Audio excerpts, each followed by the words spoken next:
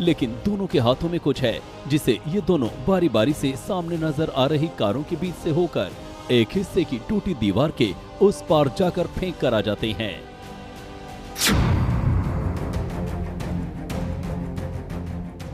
पहली नजर में ये ऐसा लग सकता है कि ये लोग आम लोगों की तरह किसी कूड़े को कूड़ा डालने वाली जगह पर फेंकने जा रहे हैं, लेकिन पुलिस के खुलासे पर यकीन किया जाए तो ये दोनों अंजन दास के शरीर के टुकड़ों को ठिकाने लगा रहे हैं और ये पिछले कई महीनों से ऐसा करते आ रहे हैं।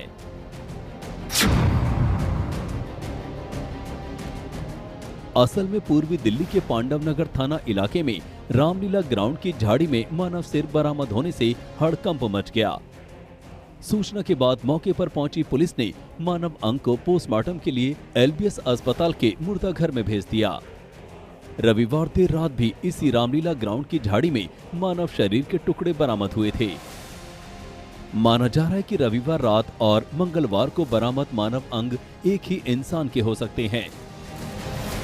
पुलिस सूत्रों की माने तो बरामद सिर जिस हालात में मिला था उससे यही अंदाजा लगाया गया कि शरीर के टुकड़े को किसी फ्रिज में रखा गया था। रामलीला ग्राउंड की झाड़ी में मानव शरीर के निचले अंग मिलने की सूचना मिलने पर पूर्वी दिल्ली जिला की डीसीपी प्रियंका कश्यप भी मौके पर पहुंची। प्रियंका कश्यप ने बताया कि मंगलवार शाम तकरीबन 5:30 बजे पांडव नगर थाना में एक खबर आई थी और उसी खबर का पीछा करते हुए मौके पर पुलिस पहुंची थी, जहां से इंसानी लाश के टुकड़े मिले, जिन्हें पोस्टमार्टम के लिए मोर्चरी भेज दिया गया। डीसीपी का कहना है कि इस मामले में आसपास लगे सीसीटीवी फुटेज खंगाले गए तो मानव अंग फेंकने वालों की पहचान की जा सकी। इस सीसीटीवी की तस्वीरों ने पुलिस की परेशानी कम कर दी और एक महिला समेत 2 आरोपियों को गिरफ्तार किया है। बकौल पुलिस गिरफ्तार किए गए आरोपितों के नाम पूनम और दीपक हैं, जबकि जिन मानव अंगों को इन लोगों ने ठिकाने लगाया वो अंजन दास के थे। और हैरानी की बात यह है कि आरोपियों की जमात में मौजूद पूनम असल में अंजन दास की बीवी है। पुलिस की अब तक की तफ्तीश का खुलासा यही है कि अंजन के कई महिलाओं से अवैध संबंध थे और उसे शराब की लत थी। पुलिस की पूछताछ में ये बात सामने आ गई है कि अंजन दास को पहले शराब में नशे की गोलियां मिलाकर पिलाई गई थी। उसके बाद उसकी हत्या करने के बाद चाकू से शरीर के कई टुकड़े किए गए थे। पूनम को ये था कि ये उसकी बहू और बेटी पे गलत नज़र भी रखता है, तो उस बेस पे इसकी और राहुल इसकी दीपक की बात हुई आपस में कि इसको मारने की बात हुई मार्च अप्रैल के आसपास। तो इन्होंने उसी हिसाब से तैयारी रखी।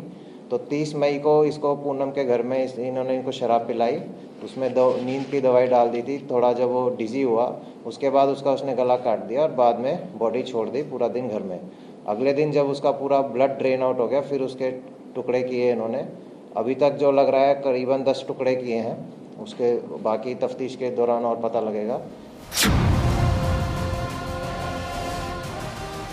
अंजन दास के शरीर के कई टुकड़ों को पहले फ्रिज में रखा जाता था और फिर उन्हें एक एक करके फेंका जाता था। दिल्ली पुलिस की तफ्तीश के मुताबिक ये टुकड़े किसी एक जगह पर नहीं फेंके, बल्कि पूर्वी दिल्ली के कई हिस्सों में अंजन दास के टुकड़ों को ठिकाने लगाया गया है। पुलिस को मिली जानकारी के मुताबिक जिस आरोपी को गिरफ्तार किया गया है उसका नाम दीपक है और दीपक अंजन दास का सौतेला बेटा बताया जा रहा है।